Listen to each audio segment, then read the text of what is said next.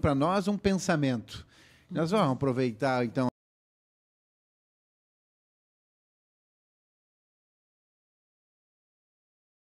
participado, né? Estão conseguindo ouvir aí o microfone, tudo certo? Agora sim, voltou. Ótimo, então tá bom. Então, vamos trazer à tona, então, pensamentos, julgamentos de si mesmo que atrapalham e estão impedindo, estão sendo nesse momento muralhas, estão sendo nesse momento correntes, estão sendo grilhões para que as pessoas não venham, então, ter comunhão na vida prática da igreja. Qual é o pensamento? O pensamento é, eu sou meio impuro, eu não vou ir na igreja, nem sabe quantos erros eu já cometi, como é que eu vou lá? Aquele pessoal tudo ora, aquele pessoal lá está tudo buscando e eu vou estar impuro, não vou participar da igreja. Então a gente trouxe hoje aqui exatamente esse assunto para que a gente possa energizar, para que a gente possa dar combustível, para que isso seja dissipado e a gente possa trazer esse povo que tem esses enganos na mente, achando que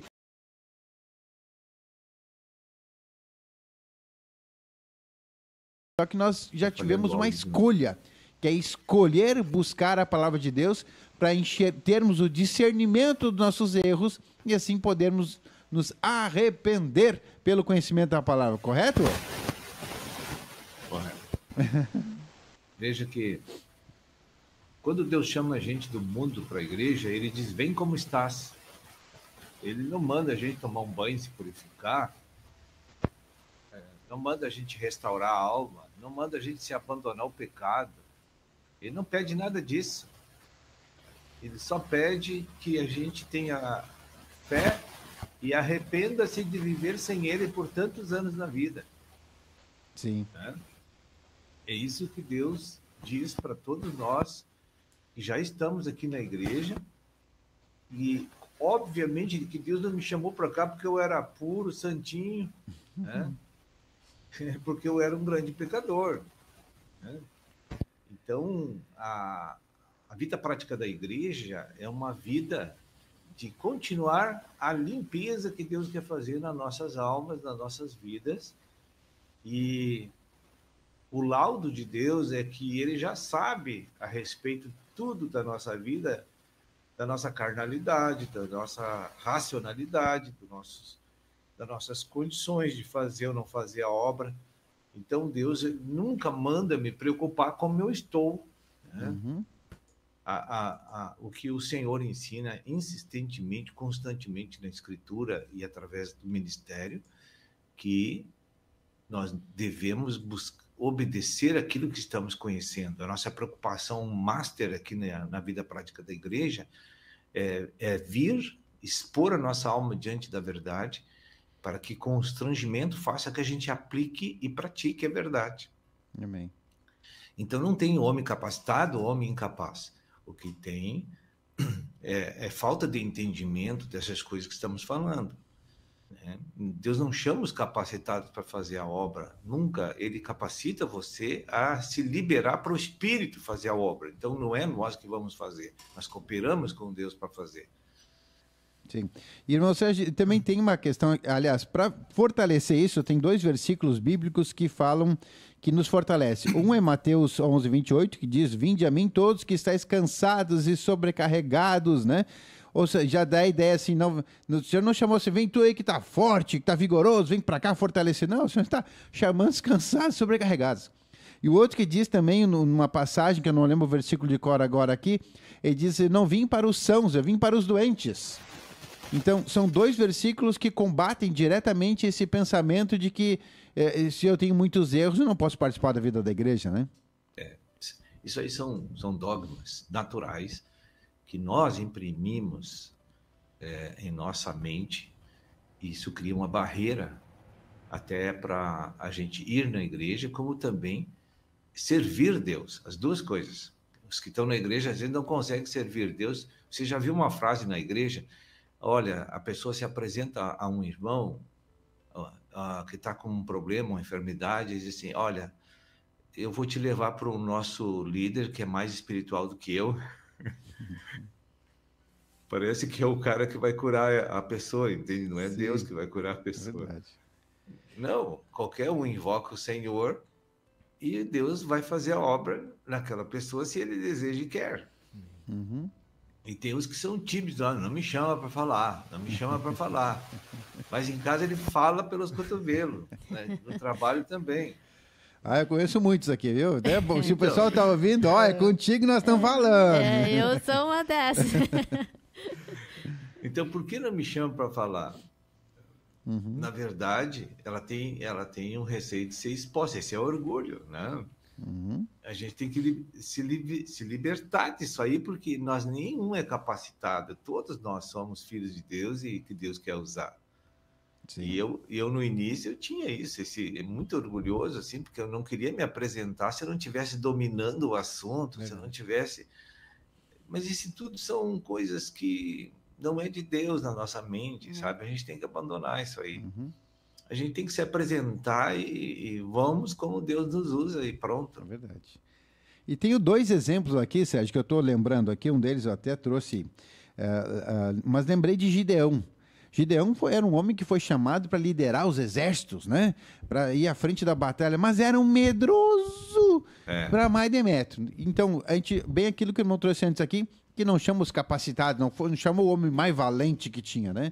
Mas chamou aquele que realmente era, eu creio assim, que era um dos que, se Deus falasse, ele ia fazer, né? Mesmo sendo muito medroso. E o outro também aqui, lembrando dessa capacitação, que se declarou não capacitado, Moisés. Moisés se declarou não capacitado, e olha aí, foi o homem que, olha a grande obra, tirou 2 milhões de pessoas da escravidão do Egito. E era um homem puro santo, o cara tinha até cometido assassinato, tinha matado um egípcio, e Deus chamou ele, não, Sérgio? Chamou. É o mesmo caso de Davi, né? Uhum. Matou o marido e ficou com a mulher. Né? Davi, só os mandamentos que tinha de Moisés, acho que ele quebrou para mais de meia dúzia, assim, de cara, né? E aí Deus diz que o homem é segundo o meu coração. Olha aí. Né? E aí vai entender a mente de Deus, né? A gente não pode então, nós raciocinar. estamos tão distantes desse entendimento porque nós somos lógicos e racionais, sabe? Nós temos um aprendizado natural e achamos que é aquilo que queremos encaixar no reino de Deus, e não funciona. Uhum. O que Deus considera misericórdia quero e não holocaustos, né? O Senhor disse, eu só quero que tu te libere para mim fazer as coisas, que tu não vai fazer bobagem mais, entende? Se eu estou liberado para o uso do Espírito, eu vou parar de fazer bobagem. Vou começar agora a Deus fazer as coisas por meio da minha vida. Nós somos cooperadores de Deus, né? Sim. E nós temos mais exemplos. Além de Moisés, além de Davi, o Davi cometeu assassinato, adultério, cobiçou a mulher do vizinho, tomou a casa do castelo que era do outro rei, ele tomou, fez só os mandamentos ali, já fez uma miséria, né? Já comeu, deu o pão, os pães da tenda para os soldados, fez de tudo, né? Mas tudo na direção que aquela dos soldados era uma direção de Deus para que senão o pessoal não morresse de fome, né? Uhum. Então, misericórdia quero e não holocausto. Então, vamos ver o que está na frente. Deus tem uma ordem, a gente tem que seguir essa ordem. E às vezes eu acho, né, Sérgio, que às vezes falta esse entendimento até para as pessoas, porque muitas vezes a pessoa, quando não está buscando a palavra de Deus, ela só ouve falar que Davi era um guerreiro, né, que era poderoso. Nunca se falava dos erros, que através dos erros ele foi corrigido, né, Sérgio? Foi. É porque a nossa vida na igreja é uma vida de correção. Mesmo que tu seja chamado homem segundo o meu coração, tu é cheio de problemas carnais. Então, Deus quer arrumar. No final da vida, a gente vai ficar melhorzinho, né? Em nome de Jesus. Que assim seja. E o que é bom de a gente ver também de Davi, que embora dos erros, ele tinha uma peculiaridade que era muito importante, que eu acredito que é onde Deus se agradava muito dele. Ele sempre, quando recebia a luz de que ele estava errado, ele buscava o discernimento e ele se arrependia, confessava o seu perdão e mudava o seu procedimento. Isso. Né? É isso que Deus quer. Veja, Deus tem um plano. E quando ele usa os servos, quando os servos falham em cumprir as ordenanças de Deus, isso complica demasiadamente o reino. Sabe? Olha o Saul. Deus disse assim, vai lá, acaba com tudo. ele foi lá e não fez aquilo. Então, o que acontece? Atrasou a obra, complicou a obra de Deus, e isso Deus não tolera no homem, sabe? A desobediência é uma coisa assim, quanto mais elevado a posição que Deus te coloca no reino, elevado em relação a ele, não a nós, te coloca no reino, mais sensível fica o teu julgamento, mais fácil de ser julgado.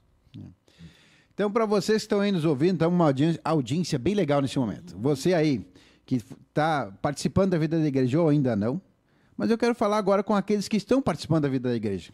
Você tem aí, pode até ser liderança, e daqui a pouco está com algum pecadinho corroendo o peito e está achando que está sendo incapacitado de ir lá, ir à frente e ser ousado com a coragem que Deus nos dá, porque está com os pecados lá e está recebendo a acusação de Satanás. Não vai porque tu está com os pecadinhos, não vai querer orar pelos doentes achando que eles vão ser curados, não vai fazer visita achando que tu vai ganhar eles para Deus. Confessa, irmão, confessa, te arrepende, volta, ganha aí justamente a unção do Senhor para fazer aquele trabalho que Ele te comissionou, aquele chamado que Ele te comissionou. Então, esquece os problemas, não é esquece, né? Confessa, te arrepende, retoma aí o caminho, ganha novamente aquela unção toda que tu antes achou que tinha e tá achando que agora não tem mais.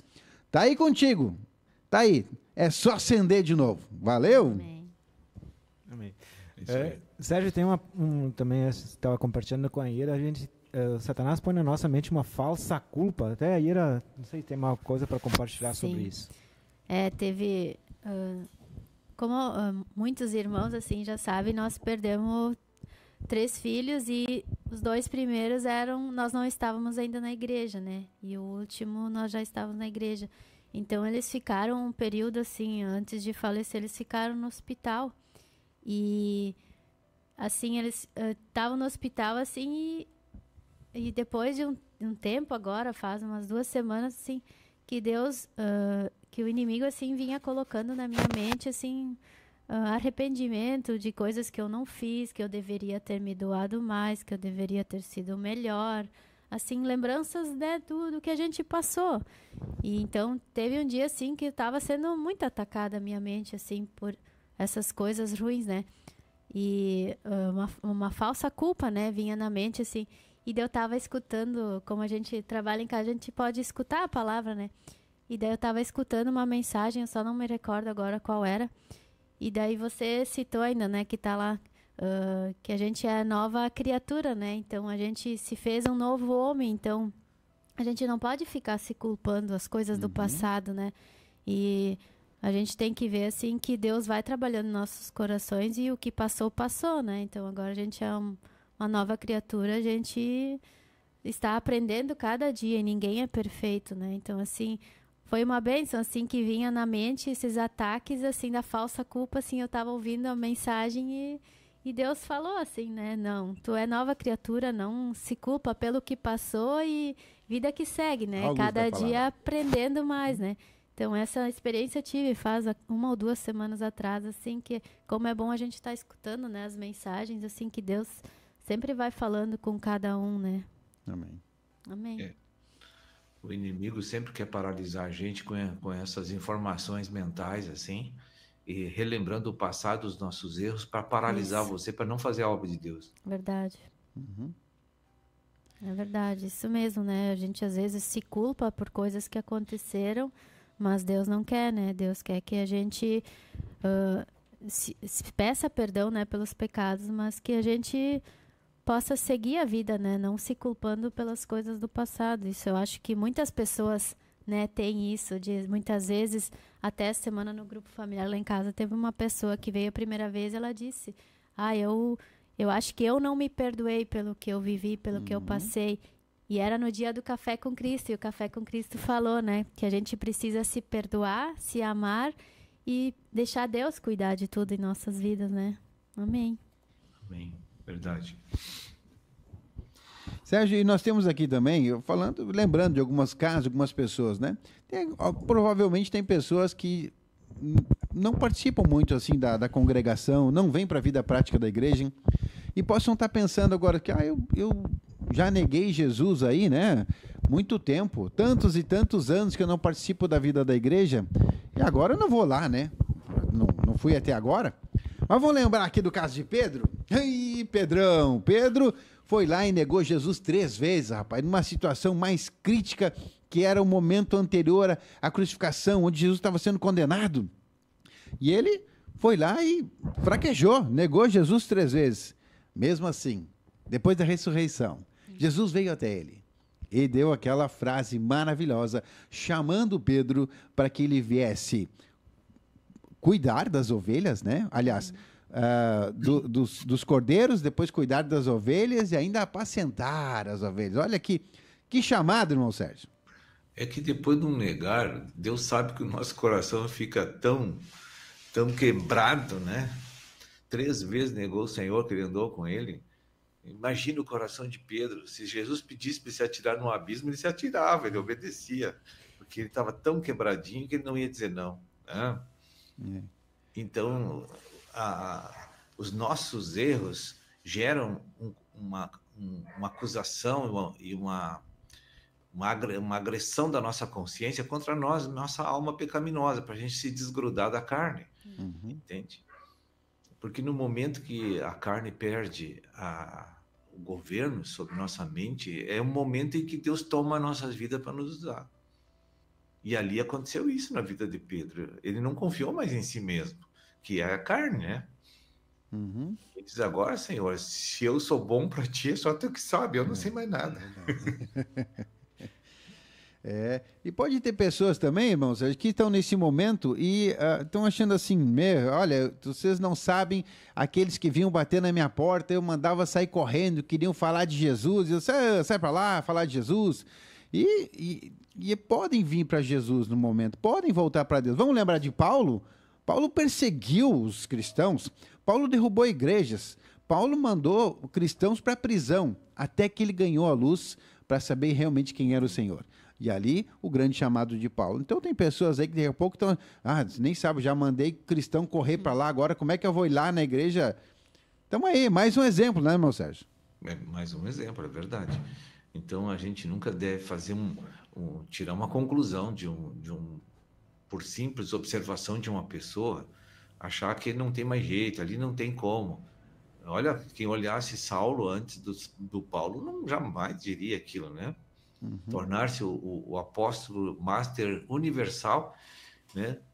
Foi o homem que realmente recebeu assim o maior volume de carga de trabalho e que honrou Deus na terra como ele não teve outro, né? Santificou o nome de Deus na terra, não teve outro. E era um cara que não prestava para nada para o reino. Essa semana ainda, Sérgio, eu vi um comentário num fato que ocorreu aí no Rio Grande do Sul, e até teve uma pessoa que colocou, essas pessoas cometem essas atrocidades e depois vão para a igreja e se arrependem. Mas claro que está certo. Tem que ser. Glória a Deus que eles conseguiram vir para a igreja para poder se arrepender, né? Embora alguns são assim malandrinhos, eles vão para lá para recuperar o nome deles, né? Tem essa também. Amém. A gente 8h52. Olha, a gente está quase no final aí da programação. E até falando sobre esse tema, a gente tem até a mensagem de amanhã, né, Sérgio? Até já fazer um chamado aqui a todos que estão assistindo, toda a audiência, né? Vamos ter que levantar de madrugada aí para ver os grupos familiares, como é que Deus tem visão, né? A igreja na casa. Porque na realidade o nome, a gente fala grupo familiar porque hoje, segundo a cultura do mundo, né, é bem melhor recebido esse termo grupo familiar, né? Porque se tu dizer igreja na casa, o pessoal fica meio assim, não sabe muito bem o que significa isso, né? Digo, sabe, o pastor vai vir pregar na minha casa agora, vai virar uma igreja na minha casa? Não, não é isso, né? Então a gente usa o termo grupo familiar constantemente, porque fica mais prático para explicar para a pessoa. E amanhã nós vamos falar sobre essa visão. Uma coisa assim que ainda, infelizmente, não foi assimilada por nós, parcialmente só, mas não total, né? Então nós precisamos dar uma ampliada no entendimento dessa matéria divina aí. Isso mesmo. Então, agradeço aí, Sérgio. Não sei se Marcelo tem alguma. Isso. Muito obrigado, irmão Sérgio. Obrigado. E até o próximo mês. Tá bom, para mim é uma alegria. Deus abençoe. Deus abençoe Deus você. abençoe. Valeu. Tchau, tchau. Tchau. 8h53, nós chegamos aqui no final. Agradecer, né, Marcelo, a toda essa audiência aí. Opa, com certeza. Bastante galera aí acompanhando. A participação dos irmãos é muito importante. Lembra você que está aí com a gente? Curte lá a página, viu, do Facebook, para que você ganhe sempre as mensagens e você vai ser evangelista conosco. Quando você curtir, os teus amigos vão ganhar também aqui o que nós estamos transmitindo. Então você nos ajuda e ajuda o corpo de Cristo quando você curte não só a live hoje, mas também curte a página do programa Voz da Felicidade. Valeu? Valeu. Muito obrigado, Ieda, também. Obrigado, Cris, Marcelo, todos que estiveram conosco ligadinhos, ao irmão Sérgio também. Que Deus abençoe cada um de vocês. Tchau, tchau.